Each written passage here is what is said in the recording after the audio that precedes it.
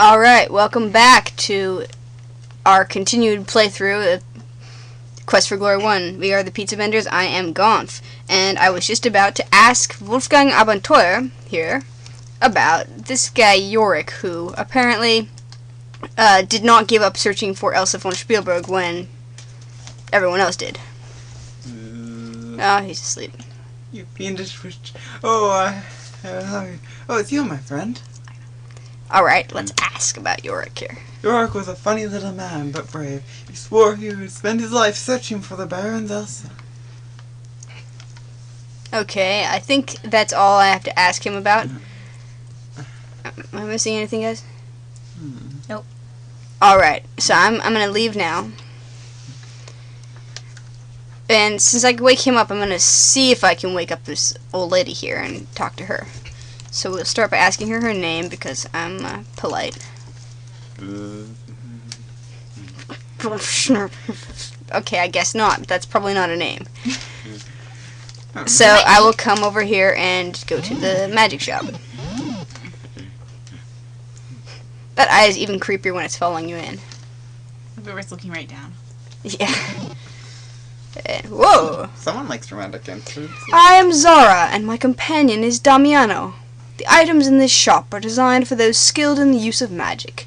We have very little for ones such as you who have not been initiated, but what we have could prove useful. Typo. There is much magic in this world for those who know how to use it. There is magic in this little town and a good deal of magic in this valley. What I sell here are merely tools to help those who have power. You may purchase restorative potions and scrolls from which you may learn spells if you have the potential. Now, I don't have the potential to learn magic because I have no magic points whatsoever, if you remember. So I can't actually buy anything useful here, but I can ask her some questions. So I'm going to ask her about the town and the valley because she mentioned them as rich in magic, and I want to know if there's anything useful there. There is an aura protecting this town from danger. Within most of the town's walls, there can be no active violence or cruel magic. Even so, it is prudent to avoid dark places. Really? Tell me about this aura. An aura is a spell of protection surrounding something. This town is still protected by the aura cast by the great spellcaster Irana. Who's Irana? Irana was a powerful spellcaster who lived long ago. She brought peace to this valley. Even now, her spell protects this town from violence or foul magic. Her final resting place is due north of town, and it is a place of both safety and healing. It is known as Irana's Peace. Alright, keeping that in mind, due north of town, Irana's Peace. Good place to go. I'll have to check it out. Now, how about more about the valley? There is much power in this valley, and it attracts those who use magic. I am here in Spielburg. Erasmus has his house on Zauberberg, and even Baba Yaga has her hut cooped up somewhere around here. Okay, so I'm going to ask about Erasmus. Erasmus is a wizard and a spellcaster who knows much about this area. He lives in a tower eastward of town. He can be very helpful if approached properly, but he has a strange sense of humor. That's northward, Irana's Peace, eastward, Erasmus. And what does she know about Baba Yaga? She is a powerful and wicked hag. You would be wise to avoid her. She cursed the Baron von Spielburg when he tried to drive her away.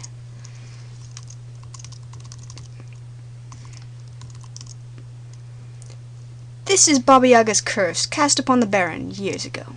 Upon von Spielburg and all his clan, this curse I now demand. What I will shall come full measure, so shall ye lose all that ye treasure. There is always a way to break a curse. Possibly Erasmus knows more about this one.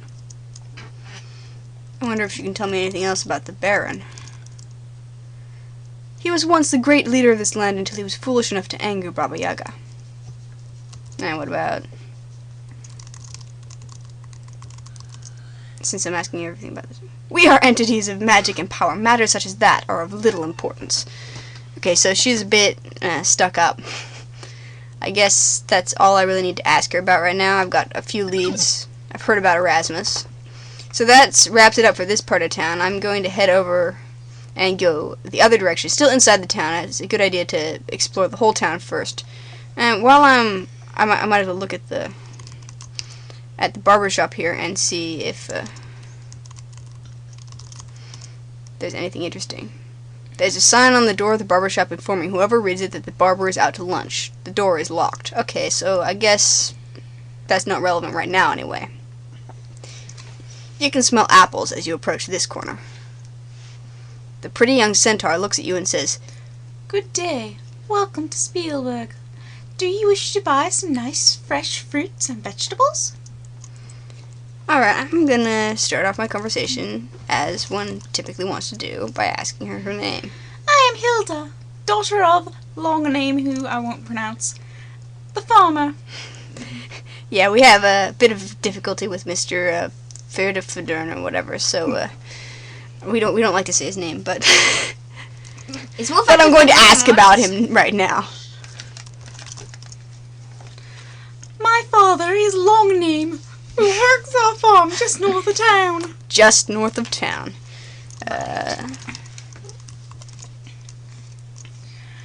We have some land to the north of town. It isn't very big, but we grow many things. You should be here during the harvest time. Then you would see many fruits and vegetables. I guess she doesn't have much interest in the more scenic parts of life. I'll ask about these fruits and vegetables. There are still some apples left from the last season in the barrel. You may buy 10 for a silver since they are so small. We have some fresh cherries in a couple of months. Probably not going to be here in a couple of months, I hope. What about the vegetables? Not that I'm actually going to get vegetables, because I'm pretty sure my hero is the sort who always eats meat and potatoes, but We have many kinds of fresh vegetables for sale today.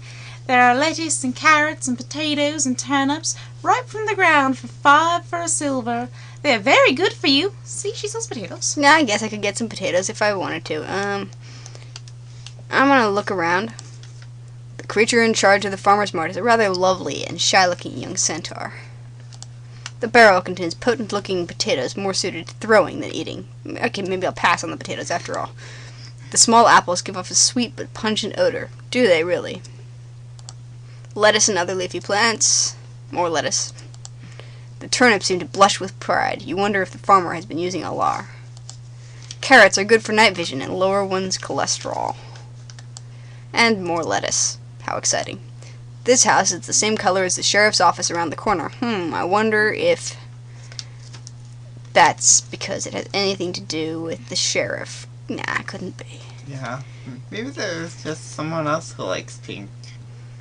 Maybe pink is a popular color in this town. A simple but prosperous looking edifice it is. It looks like it might provide some staples that would prove useful to a traveler. I'm going to go in there next, but first I want to ask a couple more questions about the brigands and the baron, basically, because I ask everyone about those. They have twice robbed my father for his money, and they have tried to steal our food this winter. That is because we farm outside of town.